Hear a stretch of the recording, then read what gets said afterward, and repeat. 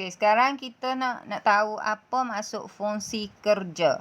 Frekuensi ambang ni cikgu ayat dah tadi ke? Ada dalam video yang dulu tu frekuensi ambang tu. Tapi kita tengok semula dalam ni. Fungsi kerja dan frekuensi ambang bagi kesan fotoelektrik.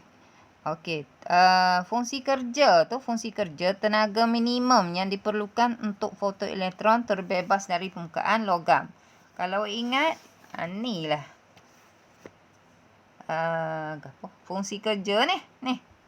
Ada dalam persamaan ni. Huruf gapo? W. Ni lah fungsi kerja. Tenaga minimum yang perlu untuk membebaskan fotoelektron. Maknanya selagi tak sapa tenaga minimum ataupun nilai fungsi kerja tu, fotoelektron tak akan terlepas dari permukaan logam. Nah, dia ada nilai dia lah. Kalau kurang pada ni, fotoelektron tak boleh tobik pada logam. Dia duduk kekal dalam logam tu dah. Kemudian frekuensi ambang, frekuensi minimum foto cahaya yang menghasilkan kesan fotoelektrik. Benarnya frekuensi ambang dan fungsi kerja ni berkait. Sebab apa? Nak dapat tenaga minimum, kena ada frekuensi ambang lah. Ni formula dia. Ni. W sama dengan HFO. Tenaga minimum yang diperlukan untuk bebaskan elektron sama dengan pemalan Planck kali dengan frekuensi ambang. Dia berkait lah dua ni. Dah, kalau awak tahu apa hubungan tenaga minimum dengan frekuensi ambang, maknanya frekuensi ambang ni mempengaruhi fungsi kerja lah. Kalau besar frekuensi ambang, besarlah fungsi kerja. Fungsi kerja tu apa? Ni benda tular tu dah. Tak usah sebut panjang-panjang ni, kita panggil fungsi kerja. Nak sebut ni keletih ni. Lama panjang. Jadi kita guna istilah fungsi kerja. Macam mana nak tahu fungsi kerja? Pemalan Planck kali frekuensi ambang. Kalau frekuensi ambang tinggi, fungsi kerja pun tinggi. Sebab dia berkadar terus tu ni. Okey, kalau tengok sini, graf ni adalah tenaga kinetik maksimum melawan F. F tu apa? Frekuensi. Jadi cikgu dah terangkan banyak kali dah. Kesan fotoelektrik ni hanya berlaku bila cahaya tu membawa frekuensi yang sama dengan membawa tenaga yang punya frekuensi sama dengan frekuensi ambang bagi logam yang yang kena cahaya tu dah. Kalau logam tu ada frekuensi ambang katalah 5 Hz, cahaya wak mari pun tenaga foton dia sama dengan 5 Hz juga, barulah elektron akan terpancar keluar. Kalau kurang, tak ada elektron tobik. Contohnya ni, tengok graf ni. Ni.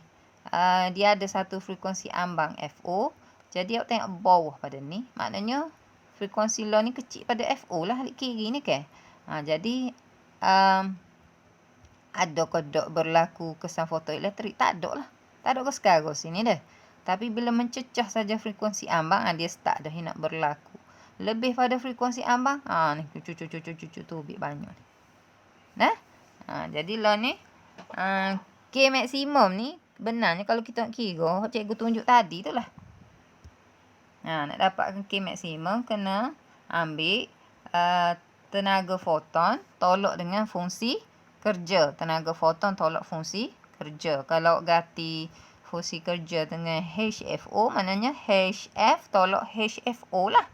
Nak dapat apa? Tenaga kinetik maksimum. Bermakna kita nak dapatkan graf ni lah ni, kita kena ada berapa frekuensi foton, tenaga foton, baru kita boleh kira K maksimum, baru boleh plot graf ni dah. Cikgu tunjuk contoh cikgu kira. Okey, kita dah tahu tadi nak kira tenaga kinetik maksimum kena HF tolak HFO. FO ni frekuensi ambang. Enak dah? FO frekuensi ambang. Jadi frekuensi ambang ni dia tidak sama bagi setiap logam. Setiap logam ada frekuensi ambang dia tersendiri. Jadi katalah cikgu ambil 3 logam lah ni, A, B, C. Jadi let's say logam A ni frekuensi ambang dia 2. Bila frekuensi ambang dia 2, makna C ni kena ganti dengan 2 lah.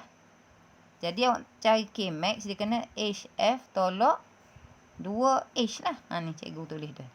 HF tolak 2H. 2 ni apa dia? Frekuensi ambang. Kita ganti dah formula ni dah. Jadi Kalau cikgu guna logam B pun sama lah. Logam B frekuensi ambang dia lain. Cikgu katalah contoh dia pak.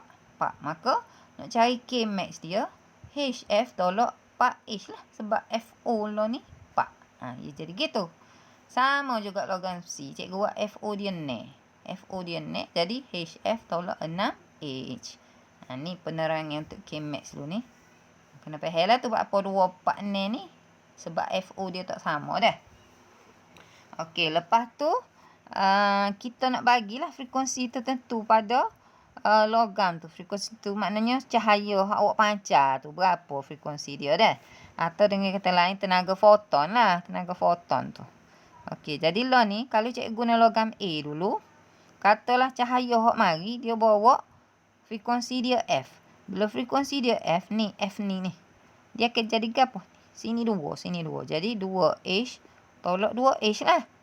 Maka akan jadi sifar. Betul lah kita kata dah pada frekuensi ambang. Dia tak ada tenaga kinetik maksimum. Dia guna untuk bebaskan elektron saja. Tu maksud K max sifar ni bukan tenaga tak ada. Tenaga kinetik yang tak ada. Tenaga tu guna mana? Guna bebas elektron sahaja. Sebab lah ni kita nak kira K max ni. Tenaga kinetik maksimum dah. Okey, kalau cikgu kalau kita guna tenaga foton frekuensi pak pula. Maka sini akan jadi pak. Ni F pak mana? Pak H tolak 2H. Ni tak berubah ni sebab logam tu frekuensi ambang dia so je. 2 lah. Jangan tukar dah. Kita tukar F lah ni. Maka dia akan jadi 2H. 2H ni ke apa? Ada dah lah tenaga kinetik maksimum. Sebab hak dia ni pak. Pak mana 2 bebas elektron. 2 lagi akan jadi tenaga kinetik. Lepas tu ulang lah. Ganti ne pula. Ne H. Dia akan jadi boleh berapa? Pak H. Dan seterusnya. Kira gitulah. Okey, cikgu kira perhabis dah tu. Sampai bawah sekali tu. Akhir sekali dapat 14H. Serupa cara dia. Tolak 2H sama-sama sebab frekuensi ambang dia adalah 2 lah ni dah. Lepas tu kita ulang pula untuk logam B. Sama juga step dia. Kena tahu dulu FO. Cikgu ganti dos sini. Jadi kita nak F ni tak. Jadi tengok F2. 2 ni tak boleh. Kenapa? Kenapa tak boleh? Sebab kita ayat dos. Dia nak bebas elektron kena mencapai frekuensi ambang. Frekuensi ambang dia berapa? 4. Maknanya kalau UI 2. Tak ada. Tiada apa-apa berlaku. Cikgu buat dash makna tak jadi gapo-gapo. Situ dah. Okey, sekarang bagi F pak. Bila bagi F pak, tidak sama frekuensi ambang. Boleh lah. Jadi sini buat pak H tolak pak H. Dia jadi sifar. Apa maksud sifar? Tenaga kinetik sifar. Tapi elektron awak sudah bebas. Dah. Cuma tenaga kinetik tak ada. Sebab tak lebih tenaga. Okey, seterusnya ne. Jadi ne H tolak pak H. Dapat 2. Yang seterusnya 8H tolak pak H. Jadi pak. Jadi awak buat sampai habis. Semua kena tolak pak H ni. Sebab frekuensi ambang dia pak. Okey, cikgu dah kira belakang tu sampai bawah sekali ni. Frekuensi 16 dia dapat 12H. Jadi untuk logam C sama saja kaedah dia. Cuma awak kena cek lah. Ni F2 boleh ke? Tak boleh lah sebab frekuensi ambang dia ne. Tak ada. Untuk 2 tak ada. Pak boleh. Pak tak boleh juga. Ne boleh. Ne baru boleh dah. Ne awak buat. Ne H. Frekuensi awak ne. Tolak ne H. Maka sini sifar. Apa maksud dia? Tenaga ada tapi cukup untuk bebas. Elektron sahaja tak ada. Tenaga kinetik dia sifar lah ni dah. Nak dapat yang kedua tengok sini 8. Jadi 8H tolak ne H. Dapat 2H. Jadi ulang sampai habis. Tiap-tiap kali tolak ne H. Sebab apa tolak ne H? Sebab frekuensi ambang dia ne dah. Okey, cikgu dah kira pun habis sampai bawah sekali dapat 10H. Tiap-tiap kali tolak ne H yang ni. Okey, daripada sini baru kita plot graf. Okey, graf kita nak plotnya. K maksimum lawan dengan tepi ni adalah F. F ni dah. K maksimum melawan F. Jadi kita ambil lah data kita kira tadi ni. Ni. Ni cikgu buat K maksimum. Tepi ni F. Jadi awak kena plot ni. Kita akan plot 3-3 logam ni atas graf yang sama. Katalah cikgu buat logam A dulu. Jadi kita start dengan F2. Ni F2 ni. Jadi awak dapati K maksimum dia sifar. Maka duduk atas ni. Tu. Lepas tu F yang kedua, F dia 4, dapat 2H. F4 dapat 2H. Lepas tu F6 dapat 4H. Lepas tu kita plot per habis lah. Hak mana kita dapat, cikgu akan plot per habis dah. Okey, kalau tengok cikgu plot ni, tengok tu daripada bawah sampai atas dia jadi satu garis lurus. Kita akan sambung dah.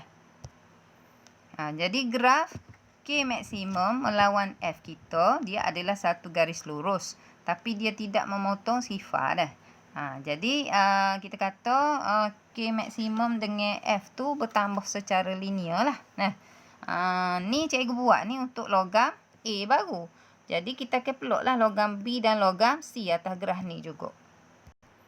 Okey, cikgu dah plot tiga graf tu kalau tengok tu. Logam A, logam B dengan lah kali ni logam C dah. Okey, apa kita boleh faham daripada graf ni? Yang pertama boleh nampak bila frekuensi ambang dia ni logam A tadi cikgu wi, frekuensi ambang dia 2 ke? Ni frekuensi ambang dia 4. Ni frekuensi ambang dia 0. Jadi awak dapati bila frekuensi ambang dia bertambah, kita dapati fungsi kerja juga bertambah. Sebab fungsi kerja ni dia kena W sama dengan HFO. Jadi kalau hak ni FO dia 2, dia jadi 2H sahaja. Hak ni FO 4 jadi 4H. Hak ni H. Jadi yang pertama bila frekuensi ambang bertambah, W. W fungsi kerja pun bertambah dah. Fungsi kerja bertambah. Fungsi kerja tu apa dah maksud dia? Fungsi kerja tu adalah tenaga minimum yang diperlukan untuk membebaskan foton elektron. Jadi bila frekuensi ambang bertambah, fungsi kerja bertambah, maksud dia tenaga minimum untuk bebaskan elektron juga bertambah. Tengok ni. Kau naik ke bila frekuensi ambang bertambah, frekuensi fungsi kerja pun bertambah. Maknanya lebih tenaga lagi perlu untuk bebaskan elektron tu. Jadi kalau kita frekuensi ambang ni katalah 12, maknanya kena bagi foton cahaya yang besar lagi lah frekuensi dia. Sama at least 12 lah baru elektron tu akan terbebas. Okey, yang seterusnya. Ni dalam buku awak dia kata kecerunan graf adalah sama. Dia guna logam lain-lain ni tapi kecerunan dia sama. Ni cikgu dah buktikan. Cikgu lukis graf tadi ni. Awak tengok ni. Memang dia selari. Bila selari kita belajar matematik, kecerunan adalah sama lah ke. Jadi walaupun logam tu lain-lain, kita dapati kecerunan sama. Bukan graf sama, kecerunan sama dah. Dia frekuensi ambang kau besar, ya kau pergi alah kanan. Tapi kecerunan sama. Kecerunan sama. Okey, di muka surat 240 ni ada satu jadual. Di sini dia suruh awak kira berapa fungsi kerja untuk setiap logam berbeza ni dah. Jadi tadi kita dah tengok graf tu. Setiap logam mempunyai frekuensi ambang yang berbeza. Bila frekuensi ambang dia berbeza, maka fungsi kerja dia pun tidak sama. Sebab awak tengok fungsi kerja kena F darab FO. Bergantung pada FO ni lah. Jadi awak kira sendiri ni boleh dah. Cikgu suruh awak kira sendiri. Jadi dia bagi berapa jenis logam ni. Ada 7 logam sini. Awak kira fungsi kerja senang. Ambil pemalar plan. Pemalar plan ni kita belajar dah, okey? Ni pemalar plan ni.